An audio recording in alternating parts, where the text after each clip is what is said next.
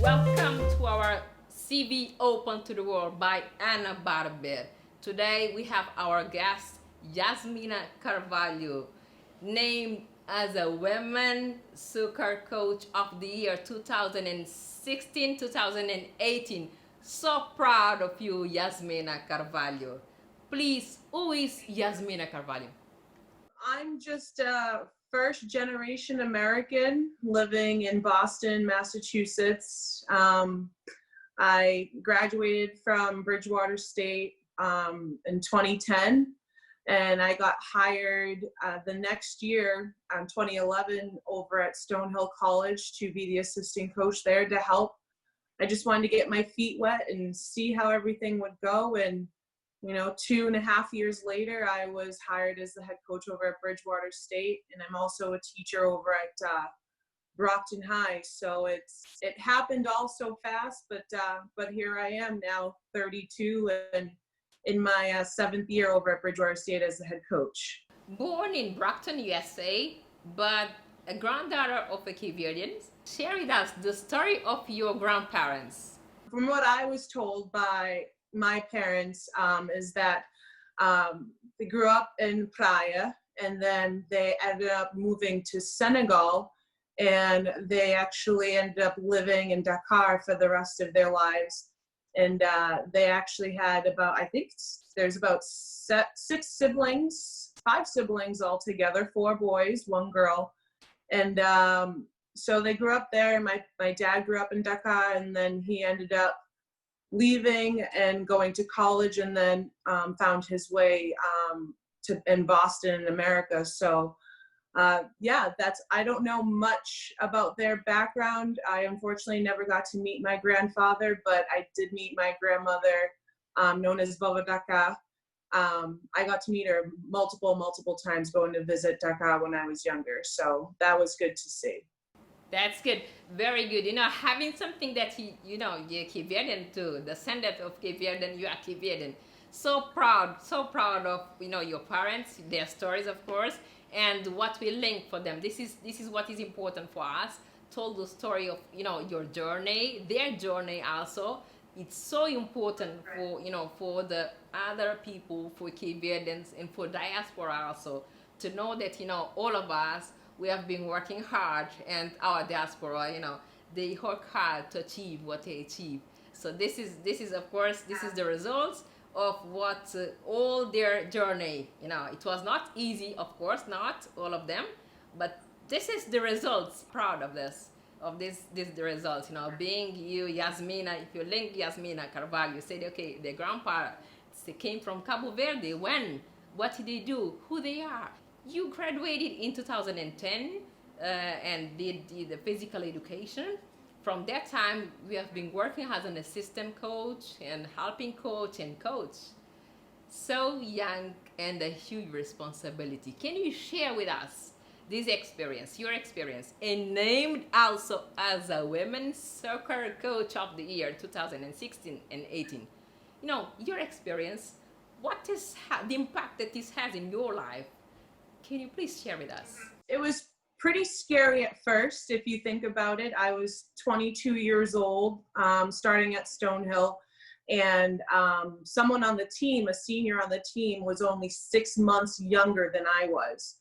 So here I come in, walk in, and I'm, trying to coach these women, and I'm only 6 months older than them.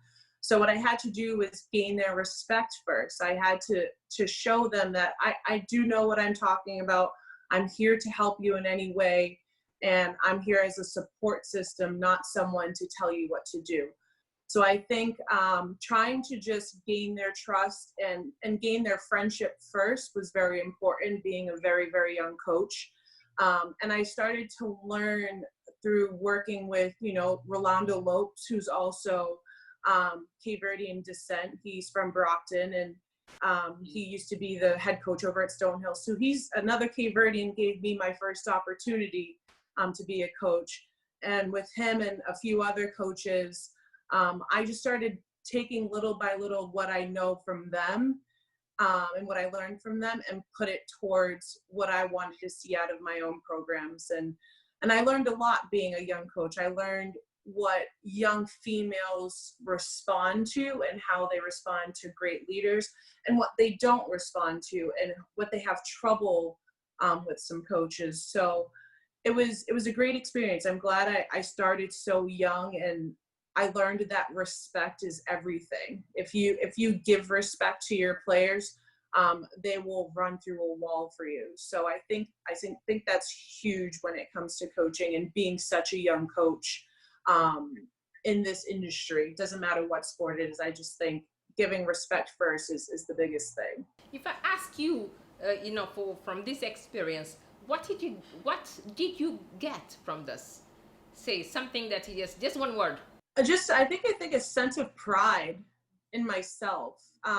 Just knowing that I could make a difference in young women's lives, little by little, through my favorite sport. It's not something too difficult. It's just creating a relationship with them and having that pride to say, I helped this young lady get to where she wanted to go. And if I just influenced her just a little bit, or made her feel like she can accomplish more than she even dreamed of, then I'm doing my job. I just want to make a difference in one person's life. And if I can do that, I'm totally happy. So definitely pride is something I totally gained from this experience. Make difference and have impact in their lives too. So these two so important.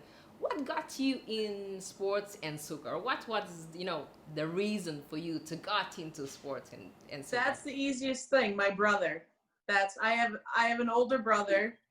He's 3 years older than me, and I would just follow him around. Whatever he did, I wanted to be around him. I sometimes annoyed him, but I was his annoying little sister. So if he wanted to play soccer, I was playing soccer with him. If he was playing basketball, I was playing basketball with him. So anytime he was playing, he was teaching me. So he was basically my first coach.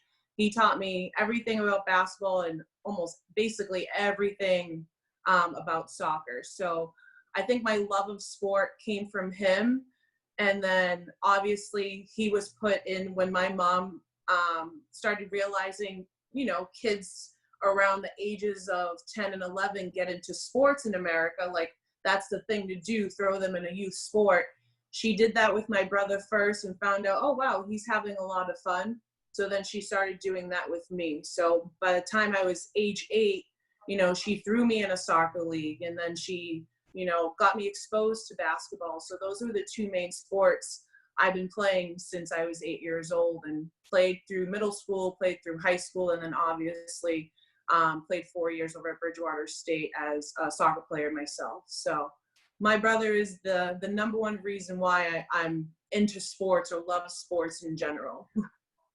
But maybe they saw also your potential also for sports, and this is so important, having the relation with your brother, your mom, as you said, but also they saw your potential, and to motivate you is so important. If you have your family that is around, and this motivation also is so important for us in our life. The young people, sometimes they don't have the family, maybe sometimes his friends also around that can help them and to support them.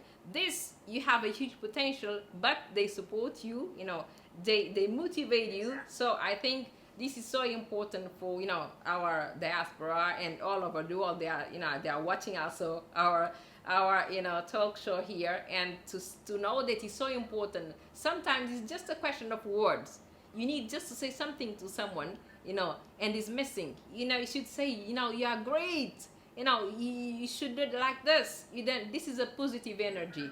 I think it's so important, and in our society, unfortunately, is missing.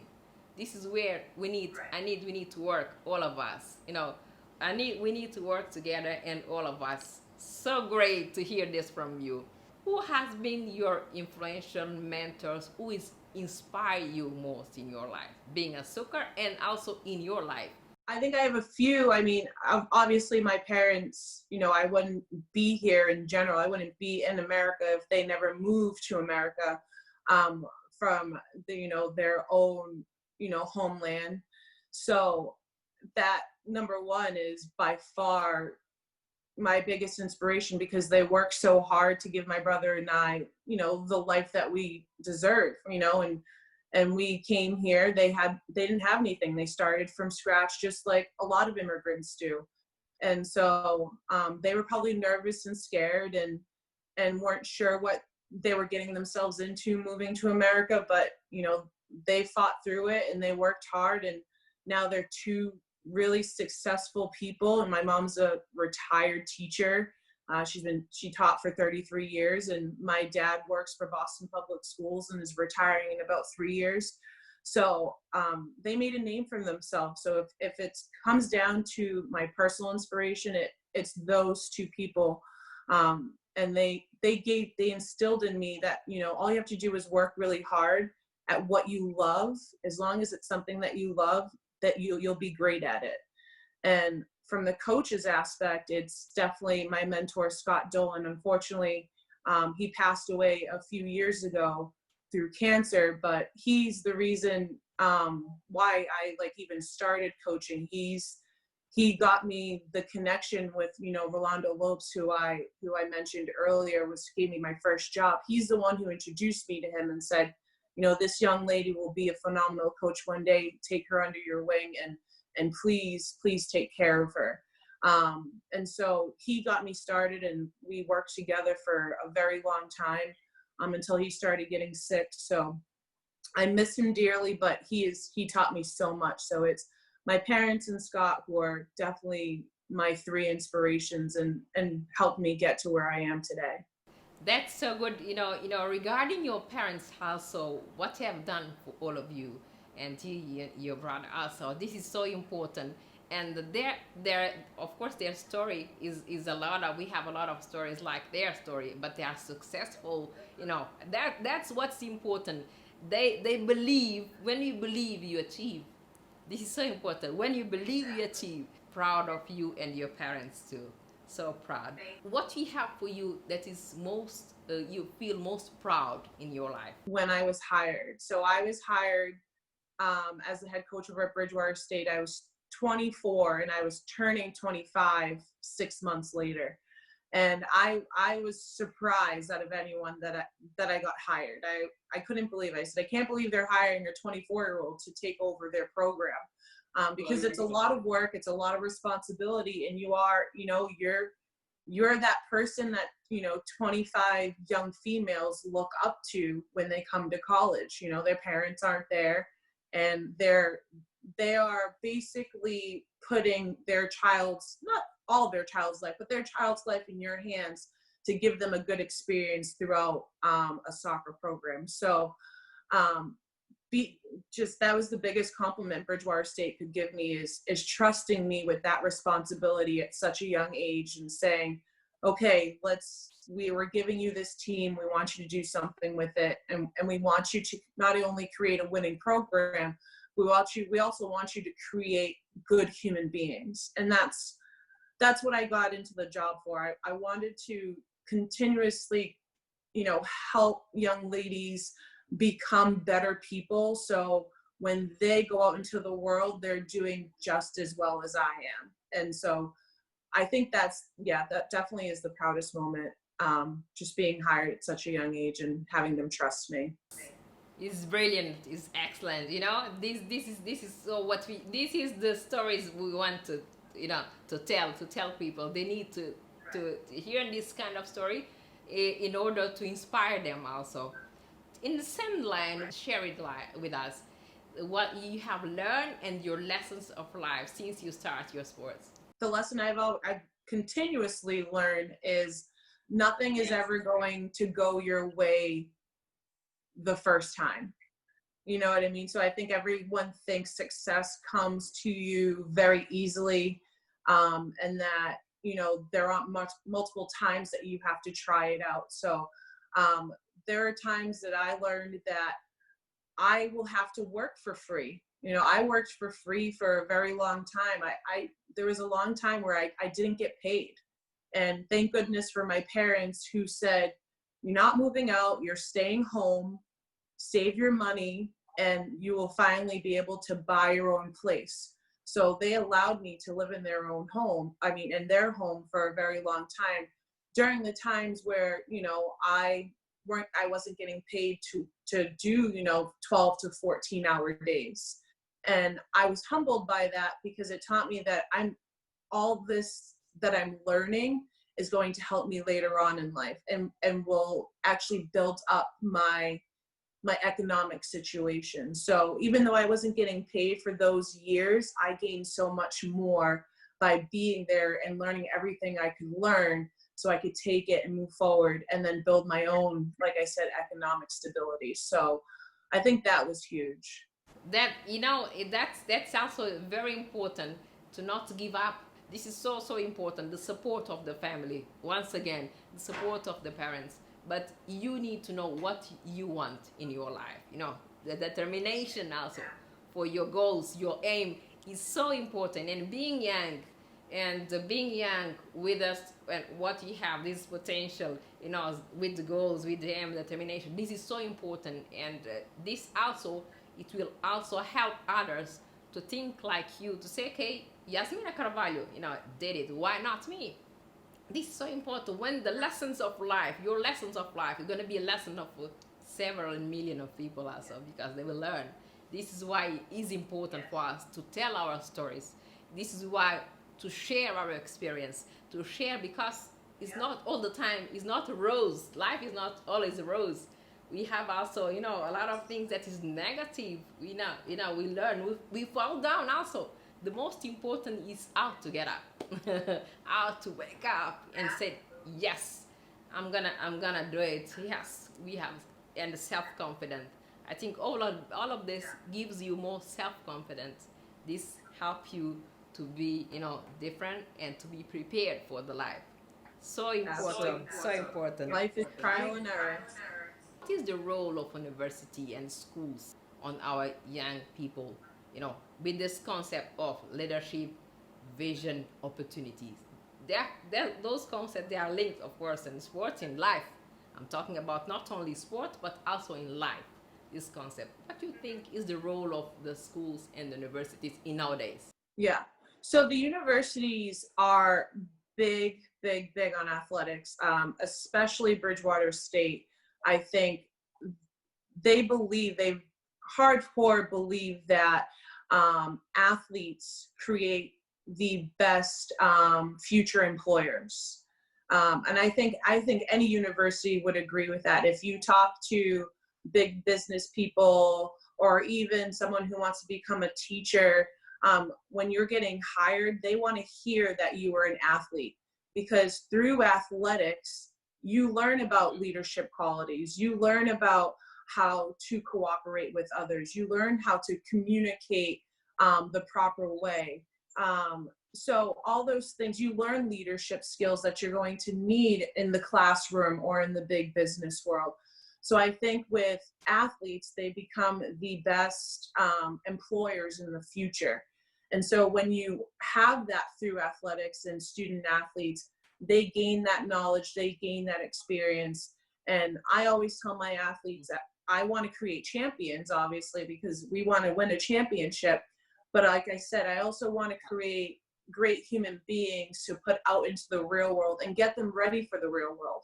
So I force them to communicate with me about uncomfortable things that they might not communicate to me about. Why are you missing practice? What is going on in your personal life that I can help you with? So they start to say, like if I'm talking to my coach about these things in a professional world, I can bring aside my boss and say, listen, this is what's going on.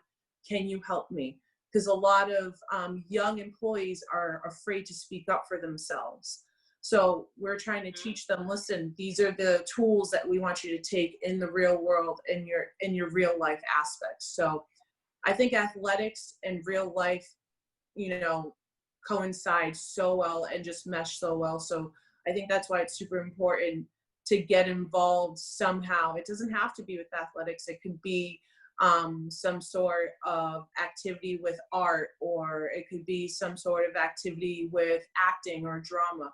But getting involved where you're working with people and you're learning to cooperate with them and communicate with them, I think that's huge. So I would say that it's moving forward. I think people should get more involved. Do you think, like what is missing? Talking about the global, I'm talking about countries, I'm talking about this field. What is missing? Is missing something that you think in your concept or your opinion? What is missing nowadays? Because I think what you said, everything you said, I agree with you. This is so true. But we need to do something more. Maybe this is the concept, but what is missing in the sports or in this academic? I think what's missing globally is just the resources. There aren't enough resources globally when it comes to, if we're talking specifically about sports, there aren't enough resources.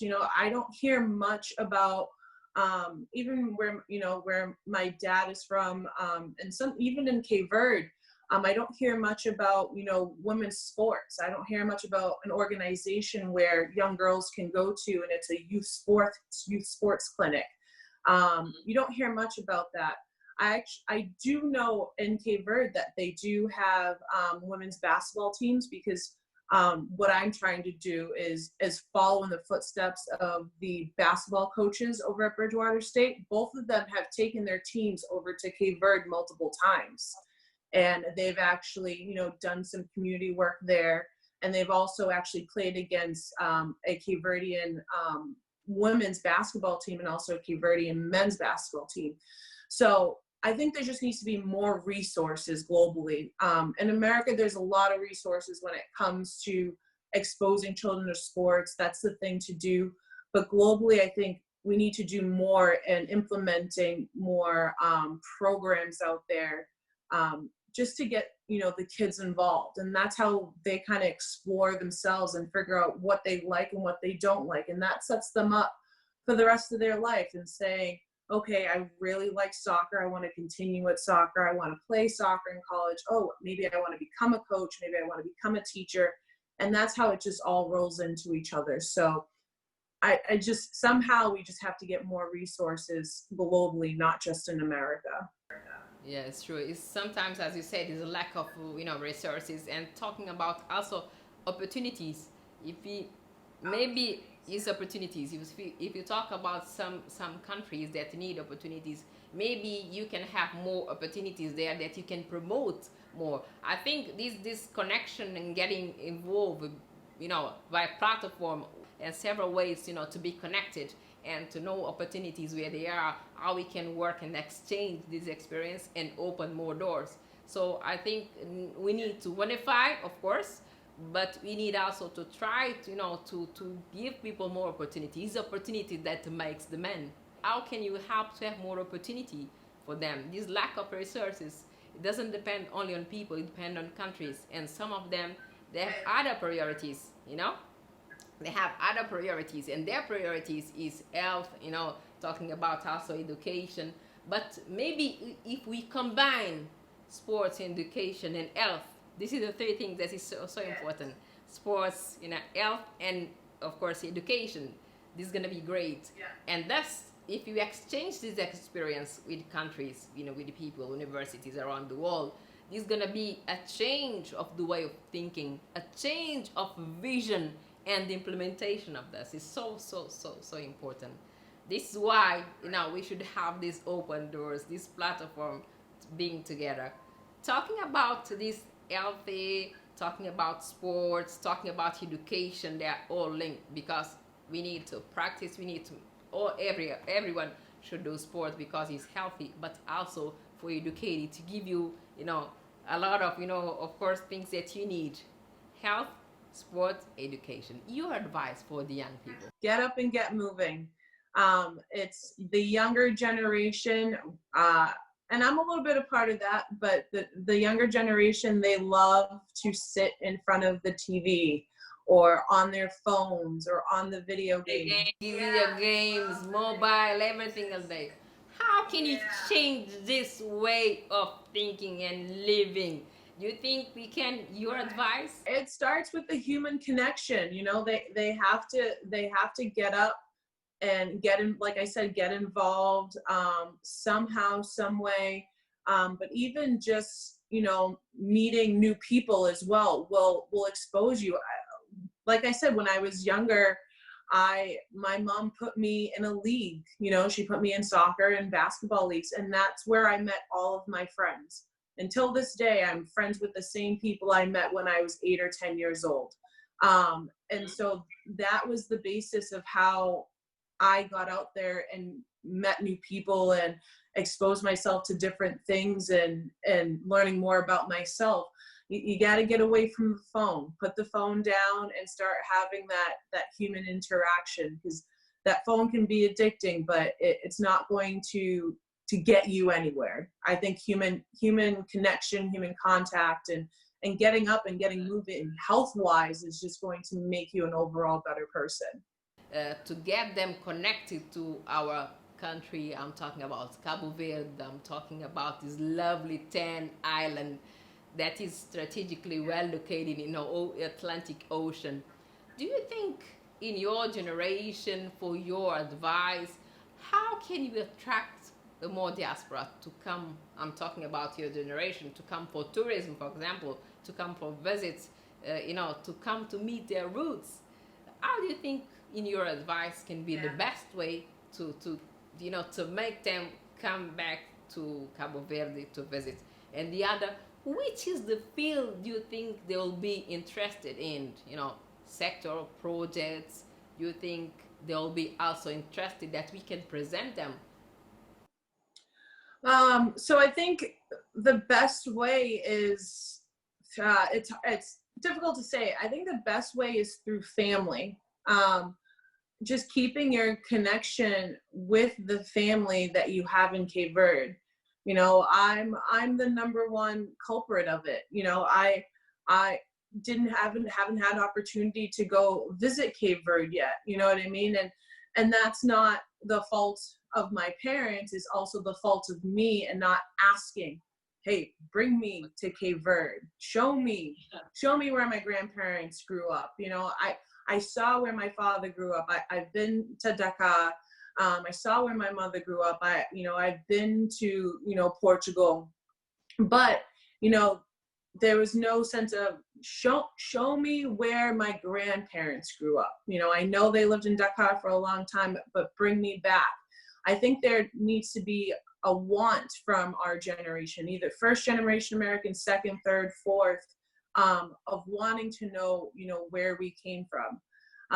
And also Cape Verde can also, put themselves on the map as well, as showing like, this is a place you want to visit. Come see us, come more of like of a promotion, saying, this is our beautiful country. We have the most beautiful islands here.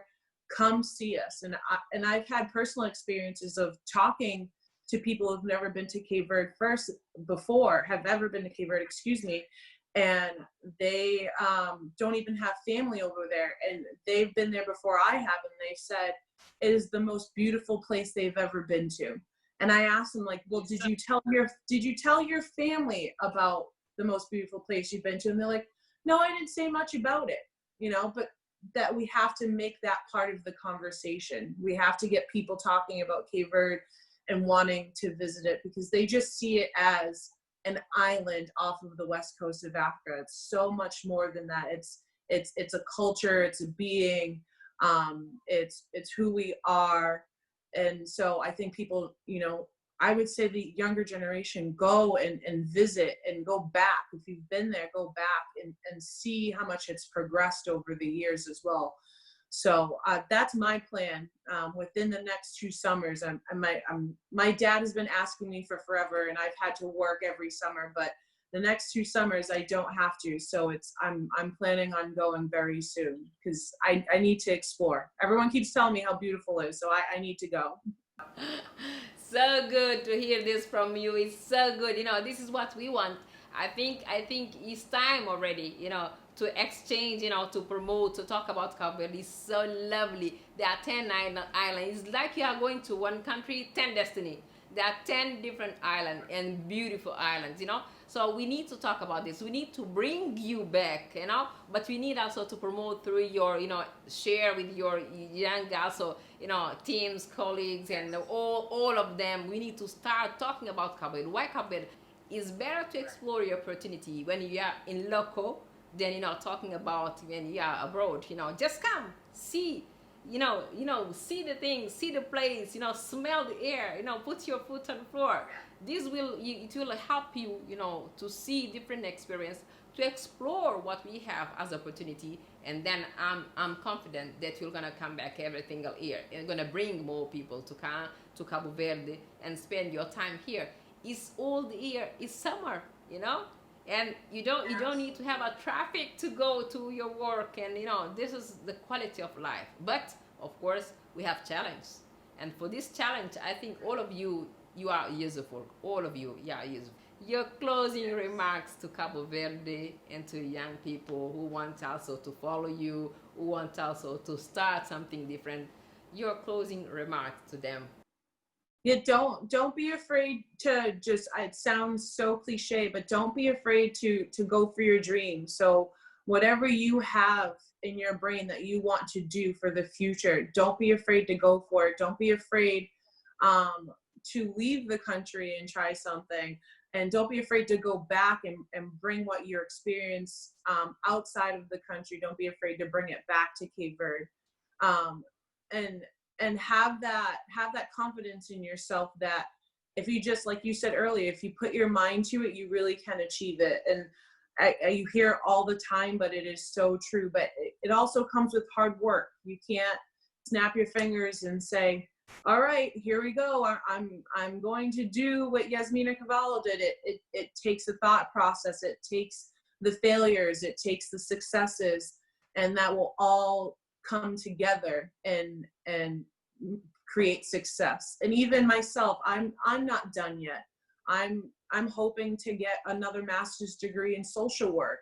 I have to go back to school. I'm trying to start saving money so I can go back, so I can, switch my career into something different and other than teaching. So the learning process doesn't stop. Your dreams never stop. So don't be afraid to just go after them, because we only have one life to live, and you want to make the best of it. And you being out there and trying new things, you're going to make an impact on other people as well. So there's one of me, but there should be multiple of this situation and this success, and you need to be the next one. Yes, so true, so true. And knowing and telling them that knowledge and education is the key of our life. Always never give up studying, never give up learning. We'll learn until we die. This is knowledge and education constantly. They need to know this. This is what is important. This is what we bring with us. The material things doesn't matter. What you bring with you in your brain, in your heart, is yourself, is your personality. So proud of you, Yasmina Carvalho. This is why we are here, to listen to your story. A young woman that is, very with the determination, with the goals, with the aims. We are proud of you. Don't forget that your success is our success. So proud to be here, our soccer coach. So proud to be here. All the best for you and for your family from Cabo Verde. Greetings from Cabo Verde. God bless you. All the best for you. Thank you so much for being with us. Thank you Pleasure so much. to receive. Thank you for having me. Yasmina Carvalho. Yes. Thank you so much. See you soon in Cabo Verde. Bye bye. Thank you. Ooh,